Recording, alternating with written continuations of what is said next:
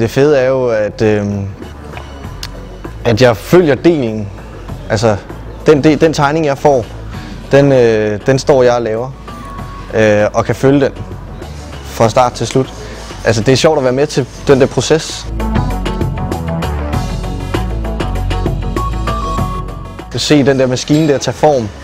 Altså, det er jo ligesom et lille barn. Tag en af dem. Den her, den vil jeg gerne lave. Den tager jeg. Og laver emnet. Borer huller, fræser ud. Alt hvad der nu skal gøres ved den, det er jo tegningen, der afgør, hvad man skal gøre ved den. Jeg laver det på en CNC-styret fræser. Og man kan selv manuelt godt programmere den. Men det gør arbejdet en del nemmere at tage det hen på en computer, som så laver programmet for en. Og så skal man bare sidde og rette lidt i programmet. Det er ikke altid helt rigtigt. Og der henter jeg så den tegning ind og sætter ind på computeren og beder den om at lave et program til mig.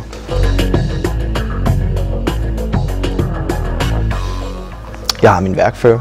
Han ved lidt om det. Jeg har svendene, jeg kan gå hen til. Det er typisk dem, jeg går hen til, hvis der er et eller andet, jeg ikke ved. Og de er jo altid villige til at hjælpe. Og har de ikke lige tid, så er der helt sikkert den anden en, der står klar til at hjælpe mig. Tegnestuerne kan jeg gå op på og høre, er det sådan her, det skal gøres?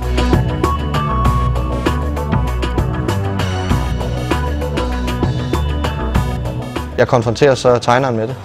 Går op til ham på tegnestuen og siger, om ikke det var nemmere, hvis jeg lavede en runding, i stedet for at skulle vende emnet og fræse ud. Så det ville spare mig tid. Og vi blev hurtigt enige om, at det var den nemmeste metode.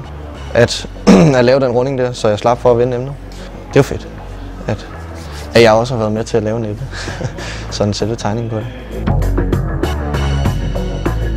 Det er det, jeg synes, der er det fede ved uddannelsen. Det er, at den dims, det er ikke bare en lille dims, du står og laver. Det er altså noget, der ender et sted i Kina, de kan ende i USA, de kan ende i... de kan også ende her i lille Danmark. Og man kan jo følge processen. Jeg kan jo gå ud i montagen og se, hvor sidder den dims, og hvad laver maskinen. Meget fedt. Om 5 år tror jeg, at jeg er et meget lignende sted. Jeg kunne godt se mig selv stå på en lignende maskine. Det kunne jeg godt tænke mig, det kunne være fedt. I USA